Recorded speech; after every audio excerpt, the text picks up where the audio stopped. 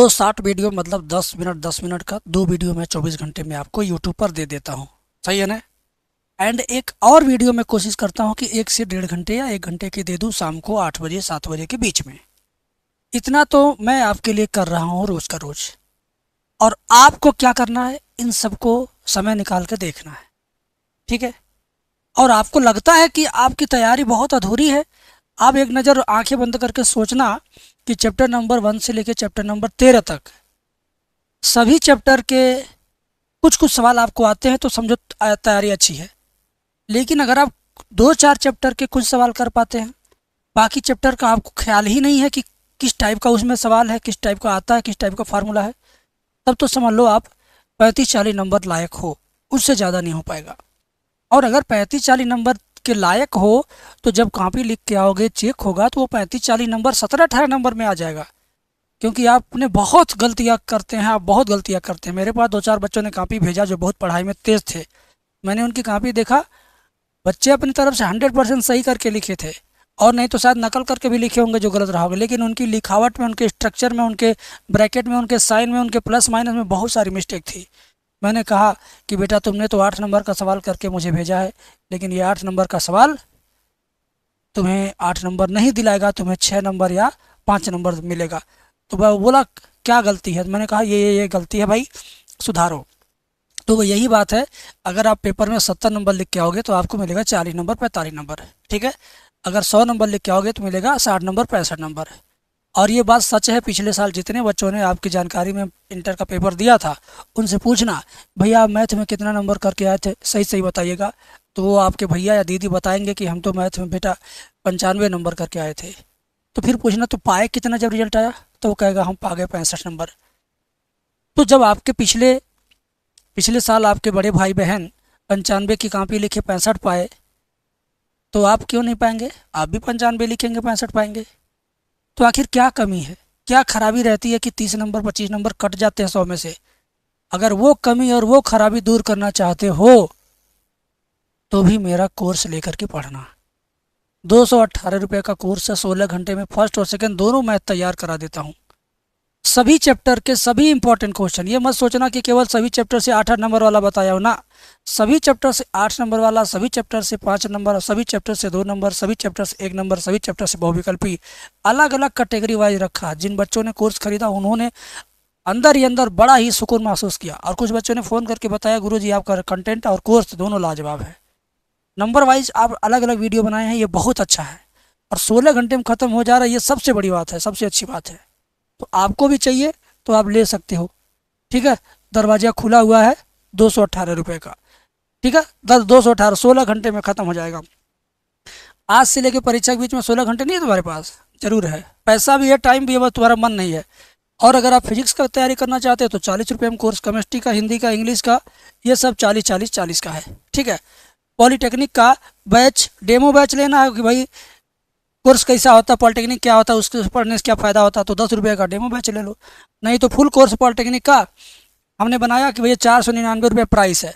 तो जो मेरे इंटर के रेगुलर स्टूडेंट हैं इनको हम डिस्काउंट देना चाहते हैं इस प्राइस में।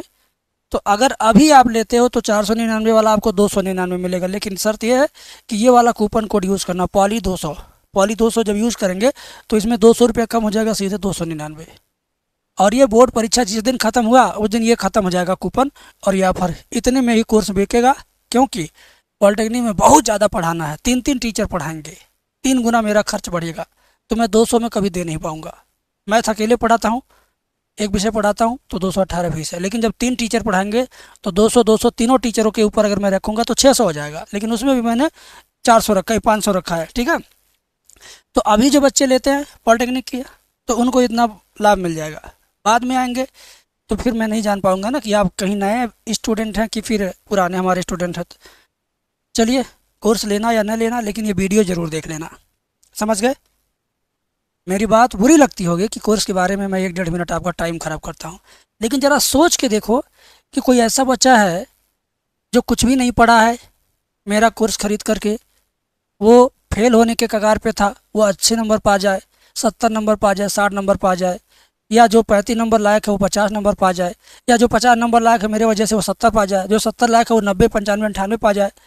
तो ज़रा सोच के देखो कि मेरा ये कहना रोज़ रोज़ का उस बच्चे के लिए कितना ज़्यादा सार्थक हुआ। हुआ ना?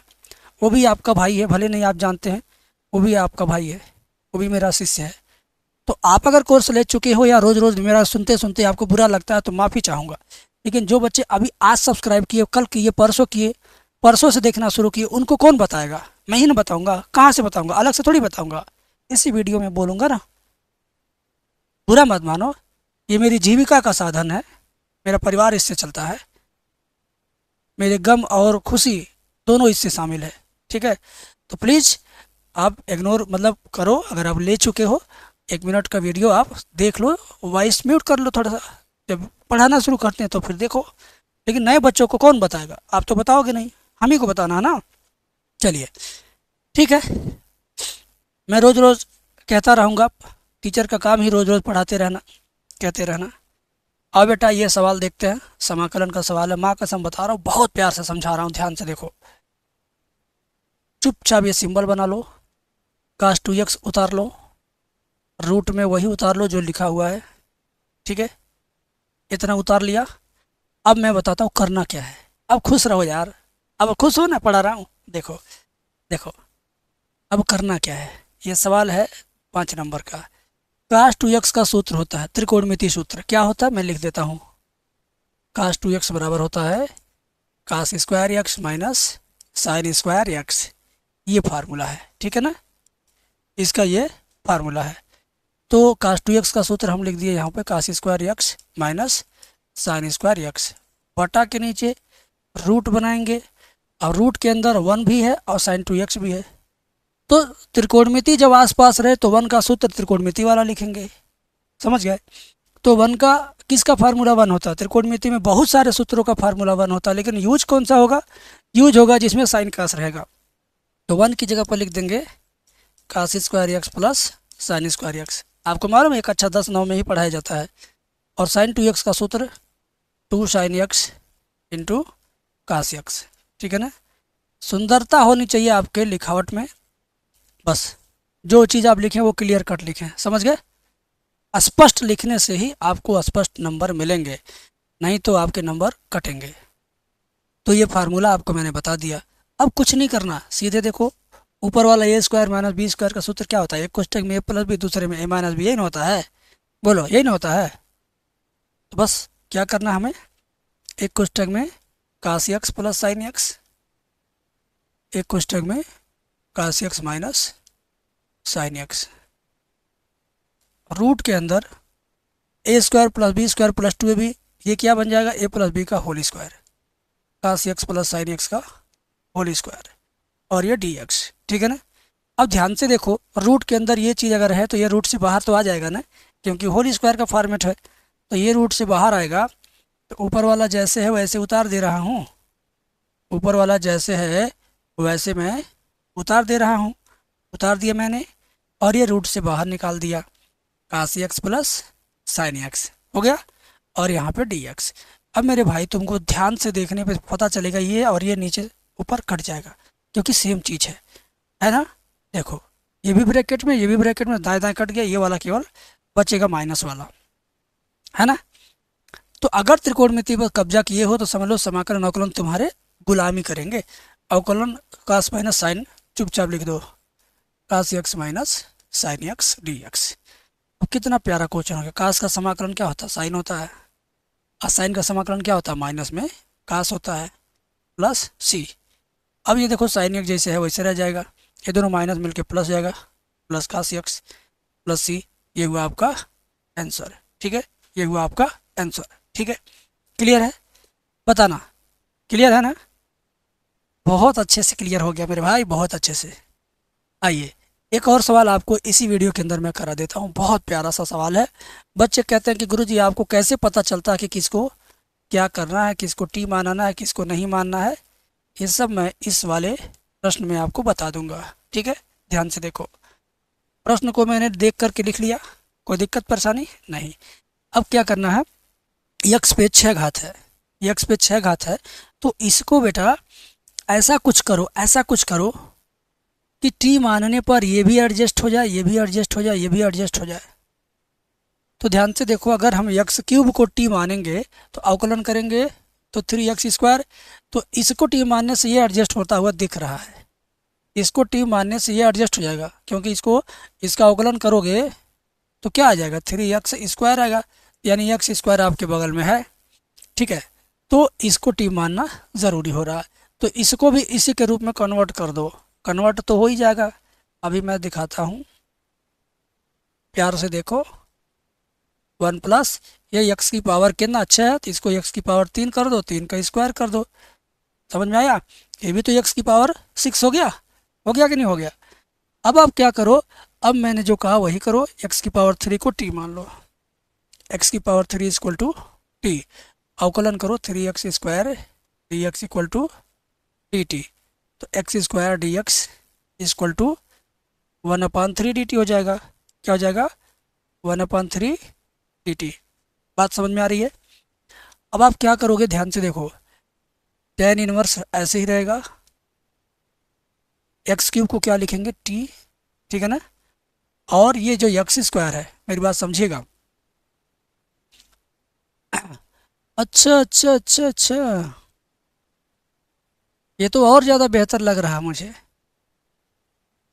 ये तो और ज़्यादा बेहतर लग रहा है। tan इनवर्स x³ पूरे को t मान लो, पूरे को t मान लो बेटा, पूरे को, तब तो और मज़ा आएगा। देखो tan इनवर्स x³ इसी को t मान लो, अवकलन करोगे तो 1/1 प्लस x³ का क्या होगा, स्क्वायर, ये सूत्र होता है, इंटू, और x³ का दोबारा अवकलन करेंगे तो हो जाएगा 3x² dx बराबर dt। तो ये 3x² बटे 1 प्लस x की पावर 6 हो जाएगा, 3 घात का 2 घात करेंगे 6, इंटू dx बराबर क्या हुआ, dt। अब मेरी बात सुनिए आप, ये 3 इसमें है लेकिन इसमें नहीं है, हमारे क्वेश्चन में 3 तो है नहीं कहीं, गुणे में 3 घात के रूप में है, तो इस 3 को दाहिने पक्ष में भेज दो, इस 3 को दाहिने पक्ष में, x² dx बटे 1 प्लस x की पावर 6 बराबर 1/3, 3 जाएगा इधर 1/3 dt, है ना, 1/3 dt। अब देखो मेरी बात ध्यान से सुनो, x² को dx को और नीचे वाले को, अब नीचे वाले को 6 घात के रूप में रहने ही दो, ऐसे मत करो, 6 घात के रूप में रहने दो, तो ये हो जाएगा आपका tan इनवर्स x³ को t, और इतने को मान लिया हमने क्या, dt, 1/3 dt। ध्यान से देखो, 1/3 dt। मेरी बात सुनो, x² dx बटे इतने को 1/3 dt, x² को dx को इतने को 1/3 dt, और tan इनवर्स x³ को सीधे t, तो 1/3 शुरुआत में आ गया, t dt हो गया, है ना, तो 1/3 ऐसे रहेगा, t का समाकलन कर देंगे तो क्या हो जाएगा, t²/2 प्लस में c, तो ये हो जाएगा 1/6, t का मान क्या है, tan इनवर्स x³, इसका क्या हो जाएगा, होल स्क्वायर, लास्ट में c। बात समझ में आ गई, बात समझ में आ गई। प्रैक्टिस करना है इसको, क्योंकि ये छोटा सवाल है, 1 नंबर का, ज़्यादा बड़ा सवाल नहीं है। हम आपको ये क्वेश्चन एज ए HW देते हैं, अगर आप इस क्वेश्चन को अपने से कर सकते हैं तो बहुत अच्छी बात है, आपकी तैयारी बहुत अच्छी है। लेकिन अगर ये नहीं कर पाना तो कमेंट में लिख देना, तुम कमेंट में लिख देना कि sir cot³ theta cosec square theta का सलूशन करवा दीजिए, तो मैं अपने M सलूशन चैनल पर आपके होमवर्क का सलूशन करवा दूंगा। ठीक है, क्लियर है। बहुत बहुत शुक्रिया इस वीडियो के साथ अपना समय देने के लिए। ईश्वर से प्रार्थना करता हूं कि आप सबका अच्छा नंबर आए।